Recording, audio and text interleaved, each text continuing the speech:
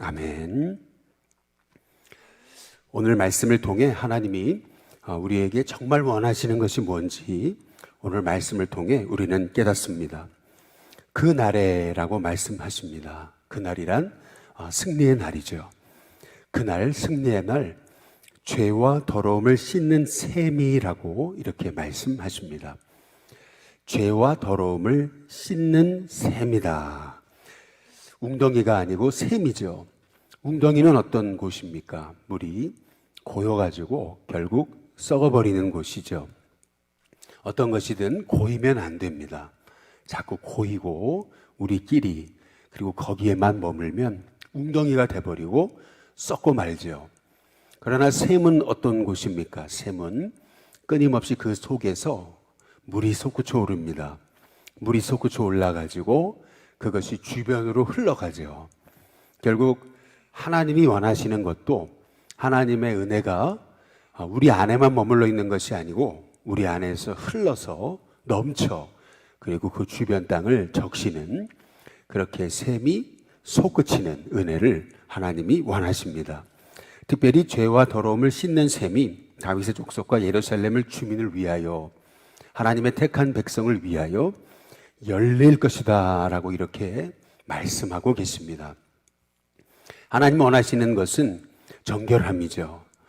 정결케 하는 그 셈이 솟구쳐 오를 때 결국 이 땅이 깨끗해지고 더러움이 씻겨지는, 그래서 이 땅이 정결해지는 그런 은혜를 하나님이 베푸실 것이다.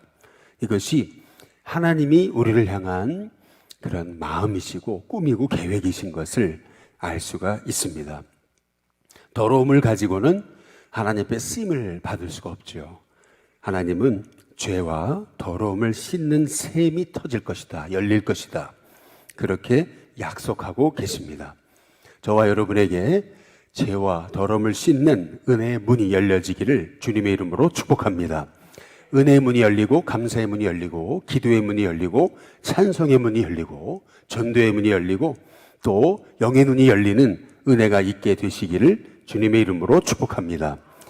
이렇게 죄와 더러움을 씻는 셈이 열리게 되면 2절에 보니까 그날에라고 말씀하시잖아요. 승리의 날입니다.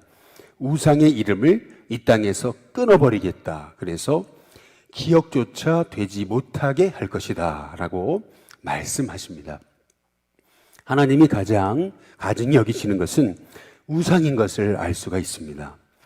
어디 이렇게 세워놓은 우상만이 아니고 인간이 만들어서 그렇게 인간이 세워놓은 어떤 그런 우상만이 아니고, 우상이란 결국 우리가 하나님보다 앞자리에 놓여진 것이 다 우상이죠.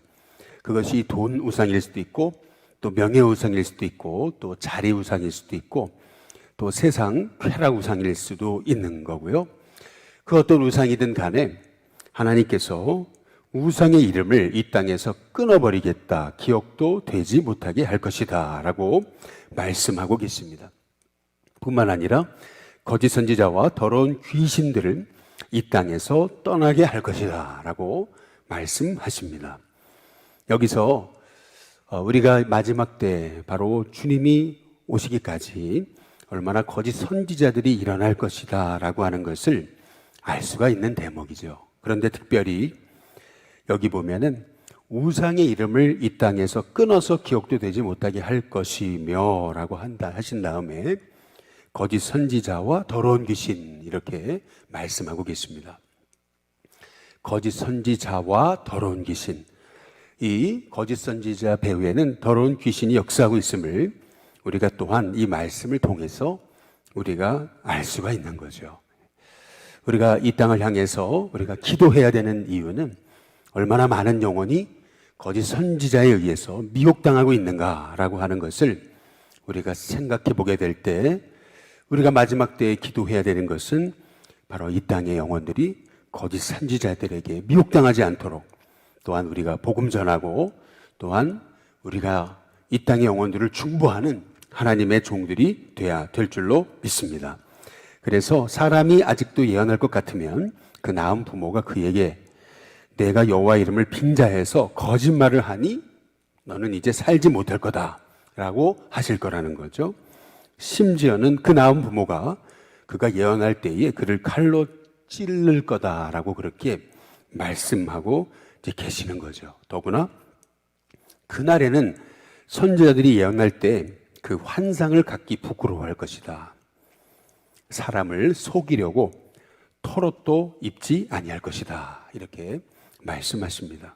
이 말씀을 통해서 우리는 거짓 선지자들은 얼마나 사람을 미혹하게 하려고 그렇게 멋지게 털옷을 입고 꾸며서 사람을 속이는가라고 하는 것을 알 수가 있는 거죠.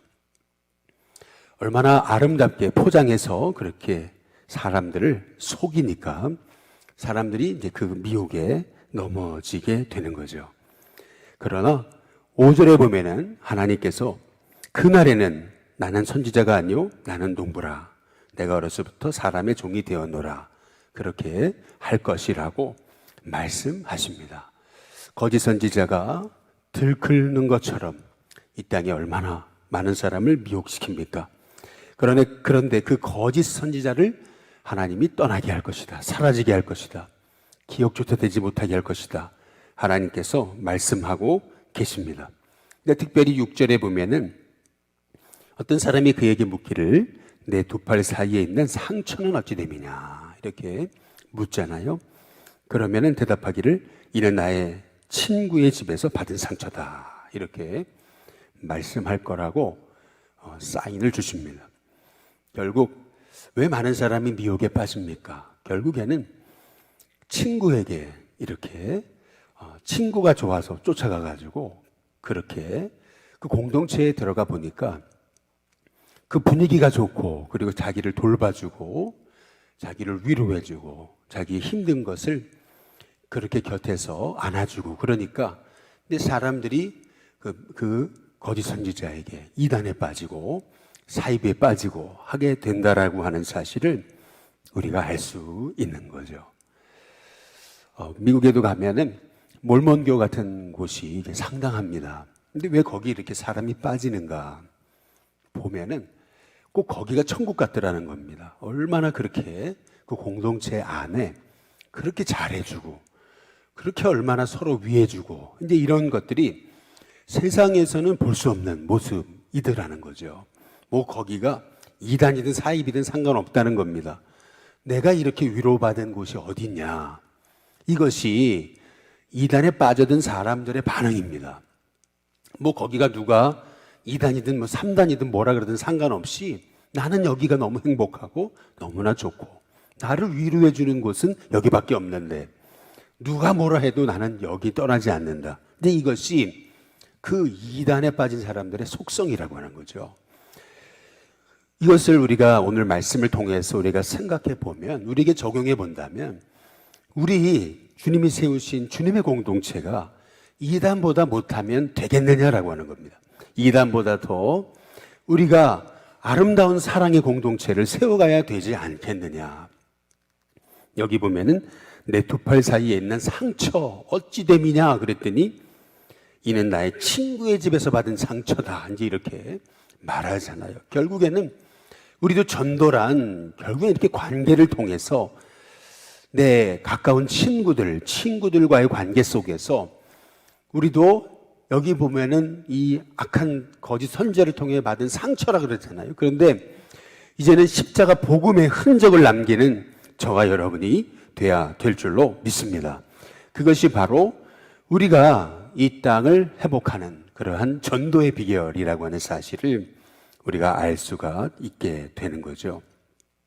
7절에 보시면은 그날에는 내 목자 내 짝된 자를 칠 것이다. 목자를 치면 양이 흩어질 것이다. 작은 자들 위에는 내가 내 손을 들이울 거다. 이렇게 말씀하십니다. 이 말씀이 이미 성취가 되었죠. 목자를 쳤습니다. 예수님을 십자가에 못 박으려고 그렇게 마귀가 역사했죠. 그랬더니 양이 흩어졌습니다. 제자들이 흩어졌습니다.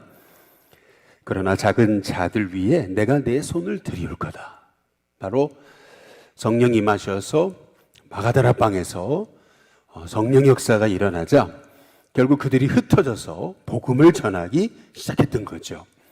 마찬가지로 이 땅에도 하나님의 마지막 계획은 꼭 이 땅에 고난이 있는 것 같습니다. 목자를 칩니다. 양이 흩어지는 것 같습니다. 어느 정도냐면은 8절에 보니까 이 온 땅에서 3분의 2가 멸망한다 그랬습니다. 3분의 1만 남을 것이다 이렇게 말씀하십니다. 3분의 2가 뭐고 3분의 1은 뭔가, 그 숫자에 우리가 연연할 것이 아니고 3분의 2라고 하는 것은 우리 일신교회가 예를 들어 100명이 나온다면은 예를 들어서 뭐 70명 가까이 흩어진다 예를 들면은 뭐 그렇게 된다면은요 얼마나 많은 사람이 흩어진 겁니까? 굉장히 많은 사람이 흩어진 거잖아요. 다시 말해서 상당한 영혼들이 흩어질 거다.